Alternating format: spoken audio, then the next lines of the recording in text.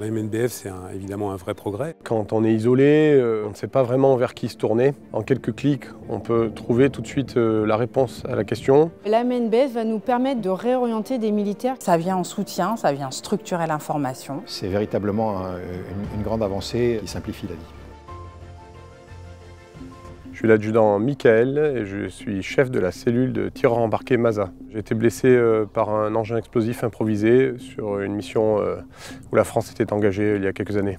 Après ma blessure, le soutien dont j'ai eu besoin, c'était énormément d'administratif. Je ne connaissais pas vraiment tous les dispositifs qui étaient prévus pour les militaires blessés. Un militaire, quand il est en activité, qu'il n'est pas blessé, il ne connaît pas l'écosystème de l'accompagnement de la blessure et du blessé. J'ai été surpris par le nombre de démarches à effectuer et je n'y connaissais absolument rien. Il existe au sein du ministère des Armées un panel assez large et un maillage assez dense en termes de droits et dispositifs liés à la réparation. L'apparition de la maison numérique des blessés et des familles, ça permet d'avoir en un seul et même lieu l'ensemble des informations utiles pour l'accès aux droits à réparation. C'est le premier pas pour débuter son parcours de reconstruction, de réparation. Les grandes étapes lorsqu'on est blessé, ce sont les grosses démarches administratives comme la pension militaire d'invalidité, l'arrêt Brugnot, où il y a des délais à respecter. La MNBF, c'est évidemment un vrai progrès pour les blessés, puisque c'est un lieu numérique unique pour déposer sa demande de reconnaissance d'invalidité ou d'indemnité complémentaire, qui est un complément à la pension militaire d'invalidité.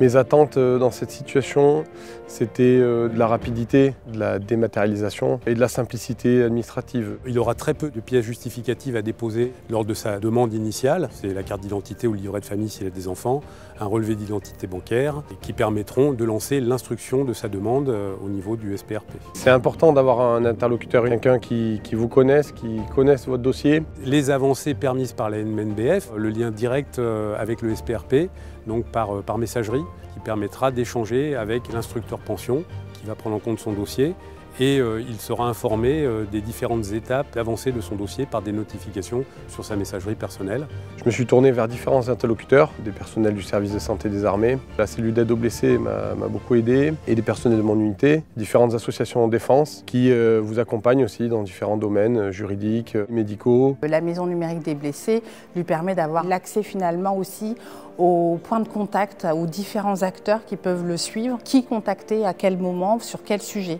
La constitution même du site de la maison numérique des blessés et des familles part du profil du blessé, donc de sa situation, de l'armée à laquelle il appartient, est-ce qu'il est toujours en activité, est-ce qu'il est rayé des contrôles. Sur le plan médico-administratif, l'Office assure le suivi dans la continuité de l'action des armées.